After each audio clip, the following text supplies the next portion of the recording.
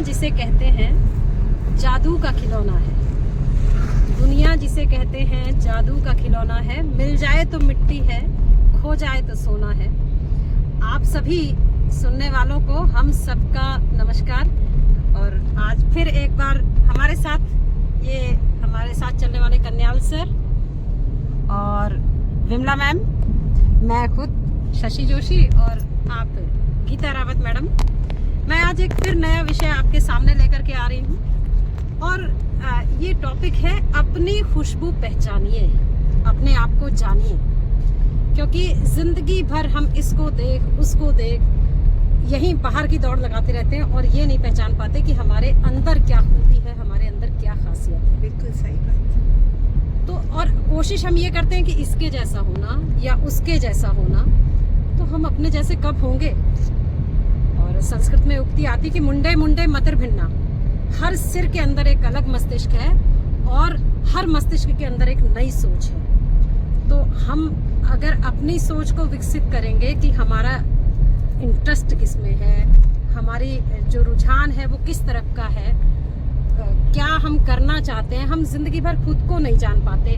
अब देखिए एक एग्जाम्पल ये आप देखिए कि जिस घर में, अपने ही घर में हम प्रवेश करते हैं, हाँ गीता मैडम अपने आप, हाँ, जिस घर में हम, घर के जिस दरवाजे से हम अंदर की ओर प्रवेश करते हैं, तो जाते समय मुंह हमारा अंदर की तरफ रहता है और अगर हमें बाहर निकलना है तो वही हम बस पोजीशन चेंज कर देते हैं।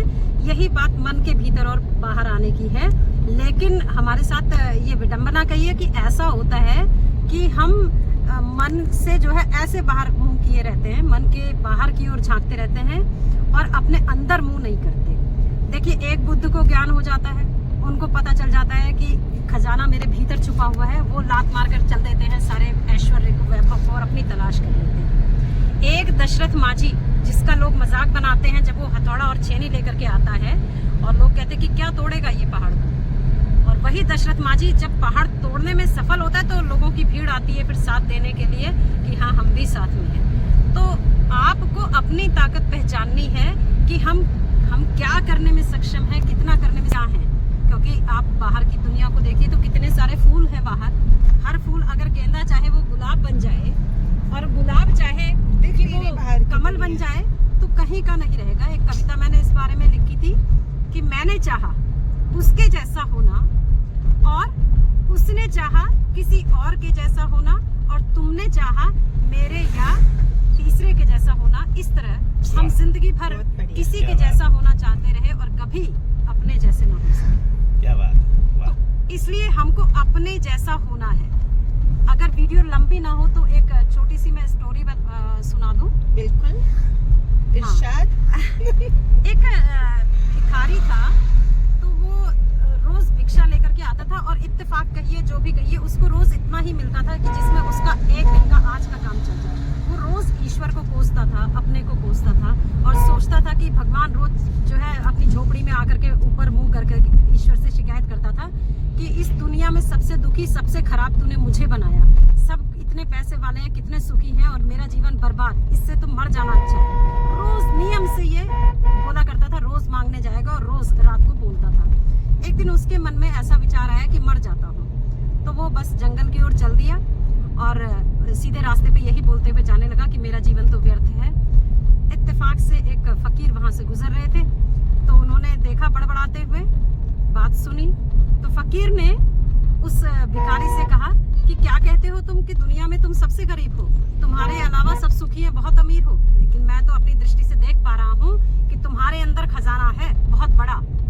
तो उसने कहा तुम पागल हो क्या, तुम्हारा दिमाग खराब है, मेरे पास कुछ भी नहीं है, ये कपड़े तक तो फटे हुए हैं, क्या है मेरे पास। तो बोले कि ऐसा करना, मैं अभी तो नहीं बताऊंगा, राजा के सामने बताऊंगा कि तुम्हारे अंदर क्या खासियत है और वो तुमको मन चाहा इनाम देगा। तुम तैयार हो, लेकिन जो वो मांगेगा राजा तुमको देना पड़ेगा। तो फकीर ने कहा मुझे तो वैसे ही पैसे की जरूरत है। तो उसने कहा ठीक है, कल तुम तैयार होके आना, मैं तुम्हें राजा के पास ले चलूंगा और बताऊंगा कि तुम्हारे अंदर खजाना कहाँ छिपा है।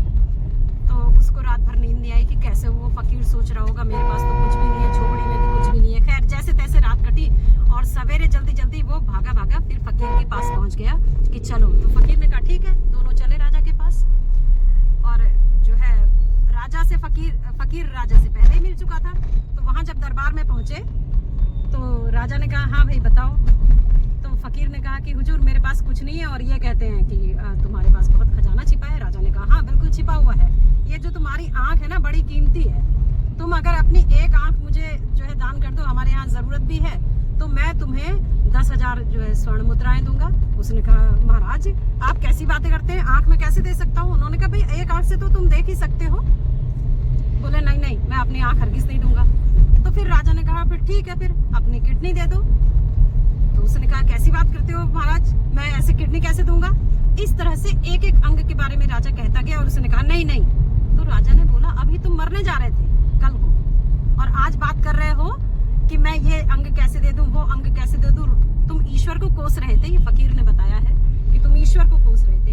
अपने अंगों की कीमत तुम लगाओ कि तुम्हारे पास क्या क्या चीजें मौजूद हैं। क्या तुमने इनका प्रयोग किया? क्या तुमने समझा कि तुम कितने अमूल्य खजाने से नवाजे गए हो इस ईश्वर के द्वारा। अगर इनका जो तुम प्रयोग समझ सकते तो तुम क्या नहीं कर सकते। तो वो कहते हैं ना कि कहिए तो आसमां को जमीन से उतार लाएं, मुश्किल नहीं है कुछ भी अगर ठान लीजिए। तो वो हमें एक बार ईश्वर को धन्यवाद तो अवश्य देना चाहिए कि उन्होंने हमें सारे इतने इंद्रियों से नवाजा है। हम स्वस्थ